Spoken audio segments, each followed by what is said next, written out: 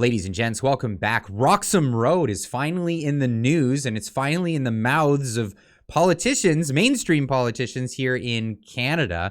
We have the official opposition, Pierre, saying that we need to close the road within 30 days, giving a deadline to Justin Trudeau, and Justin Trudeau saying it's just not that easy. It's just not that easy. Now, before we get into what was said here, for those that don't know what Roxham Rd is, there's a road here in New York State called Roxham Rd, and it goes right up to the border of Canada. Literally, this is the space between the border of Canada and between America and Canada, and it just it goes to another road. Now, they set up a police hut where they can welcome people in, evidently, as they do, and we'll get more into that as we go. But this is definitely an issue because people are illegally crossing at this border. In fact, we reported on it that New York City was sending migrants to this border to illegally cross into Canada rather than sending them to normal border crossing, as you'll hear they call this an irregular crossing, which is it's a problematic term, I'd say myself. Anyway, True North News puts this out here. Poilievre calls on Liberals to close Roxham Rd within 30 days. Conservative leader Pierre is calling on Prime Minister Justin Trudeau to close the irregular border crossing within 30 days. At a press conference Tuesday, Poilievre called on Trudeau to close the Roxham Rd border crossing between Quebec and New York State, a crossing in which has gained media attention this month as reports grow about how migrants are using the crossing to illegally enter Canada. This has been used for several years, but here's Justin Trudeau saying, it's just not that easy. Can't do it. Over the past years, we've had a higher number of people coming in through Roxham Rd in Quebec, which has caused a certain amount of consternation. Not so much that we can't handle, but we have to be really present to make sure that we're supporting people as they come through while discouraging them from doing that at the same time. Yeah, well, encouraging people to come through at border crossings. I can't stress this enough. This is not a border crossing. And what we have there is RCMP to arrest them and then release them into Canada. Now, Pierre Poilievre addressing this situation here. What would you like to see? What's your solution? What's your solution on that? Like, close Roxham Rd. No, but like with a fence, with a wall, close Roxham Rd. How would you do it without violating international law or the Safe Third Country Agreement? We, under international law, we have borders, and we are in charge of our borders. We closed Roxham Rd during COVID, and nobody ruled it unconstitutional. Nobody found that it broke the law. The Prime Minister has had 6 years to find a solution to close Roxham Rd. He has the Canadian Border Service Agency. He has the entire Justice Department. He has Immigration and Refugee Services Canada, all at his fingertips. It is his job to protect our borders. He's had 6 years since the influx began. It is his job to close the border, and we're calling him to do it at the Roxham Rd passage within 30 days. Now, a lot of things our federal government has been putting upon themselves to do, reaching over what it is that they're actually is their purview of doing. But one of the things that is their purview is protecting our borders from illegal crossings, and that is essentially what is given to them to do. Now, Lindsay Shepherd did an amazing video about immigration and the problems that we're seeing about immigration. I'll show a little blurb here, but the link will be in the description down below. Definitely check it out. Very, very much worth watching this video. Most Canadians are understandably under the impression that Canada is letting in about 500,000 immigrants a year. After all, Canada's 2023 to 2025 immigration levels plan states that in 2023, this year, we will be letting in 465,000 immigrants. In 2024, the government will raise that to 485,000, and then in 2025, it will be 500,000. The government brags that in 2022, last year, we let in a historic number of 431,645 newcomers. 431,645. Check out the link in the description down below. Watch Lindsay Shepherd's full video. But what she gets into is this article from the Epoch Times as a part of all the different things that she gets into. And in this, in Canadian immigration, the real newcomer numbers are actually a lot different than what are being reported. One of the issues here is one of the number that's being reported is how many people are given permanent residency here in Canada, but that doesn't include all the people that are actually coming. The federal government has been touting the record numbers of immigrants arriving in Canada, but over the 431,000 it cites is a fact less than half the number of the newcomers who came into the country last year.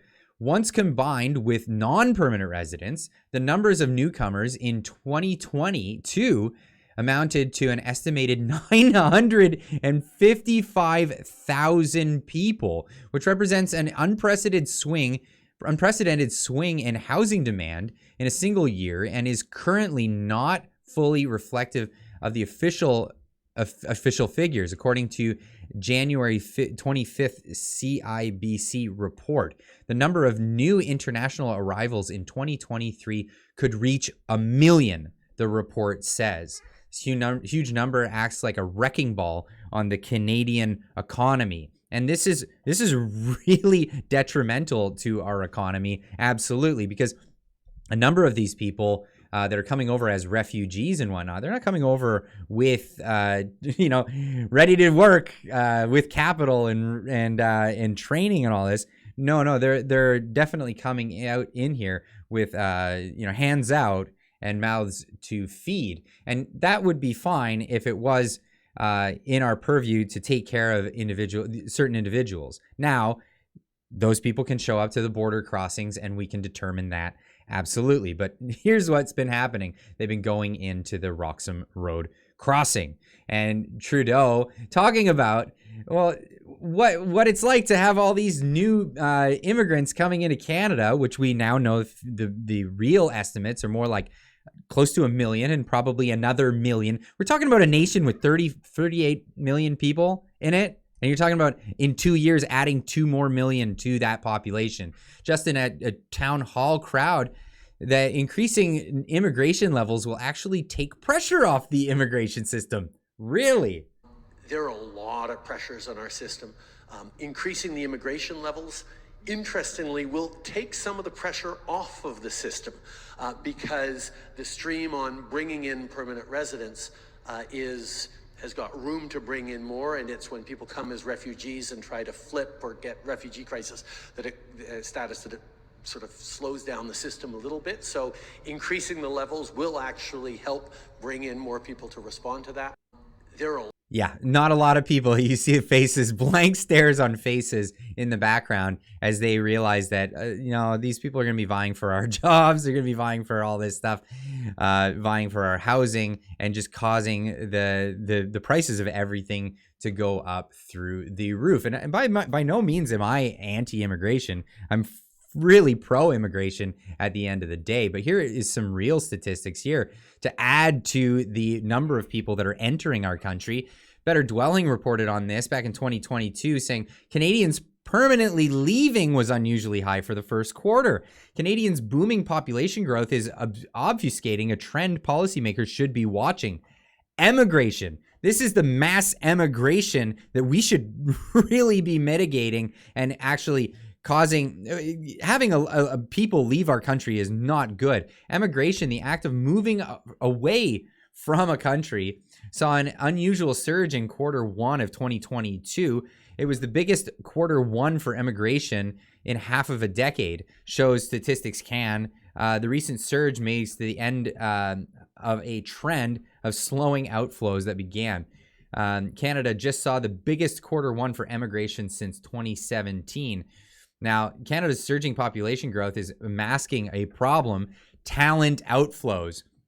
So are the people that are leaving Canada, are they just, refugees that are going to be finding refuge elsewhere? No, these are talented people. These are people with skills. These are doctors, lawyers. These are technicians. These are engineers. These are people we would like to keep in our country. It's also notably known as brain drain. We're masking the problem of all these people leaving, but we're bringing in other people that, again, I'll have hands out here from back in 2022 as well from True North. Number of people who left Canada in the fourth annual quarter is almost a 50-year high. So it had gone up since the previous report. Government data shows that more people left Canada permanently in the last quarter of 2021 than in any year since the 1970s. Unbelievable. And this is what we have to look forward to. More of this. And here's Justin Trudeau telling us about how we just can't close Roxham Road. It's just not that simple as putting up a wall. The Conservative leaders suggested yesterday that Roxham Road can be closed without renegotiating the Safe Third Country Agreement. Is that the case? Can it just be closed without that discussion with the United States? Could somebody put up barricades and a big wall? Yes. Yes, if Pierre Poilievre wants to build a wall at Roxham Road, someone could do that. They did for COVID. The problem is we have 6,000 kilometers worth of undefended shared border with the United States. And as we saw with tragedies at Emerson, as we've seen in challenges elsewhere across the country, people will choose to cross elsewhere.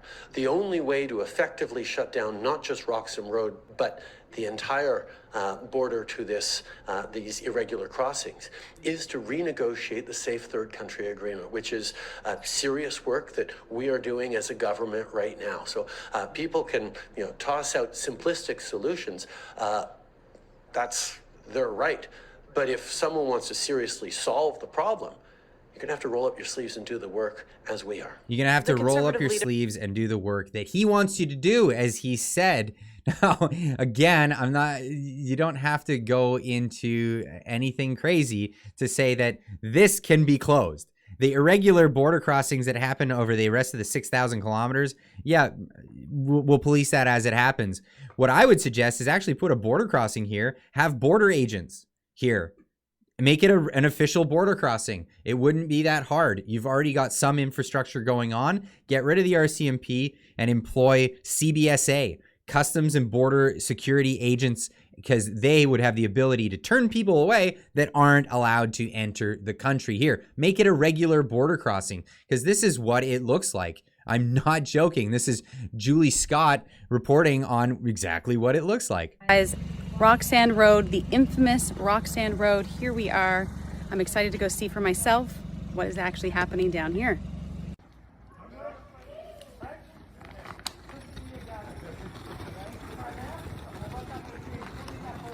That's the cross. That's crossing.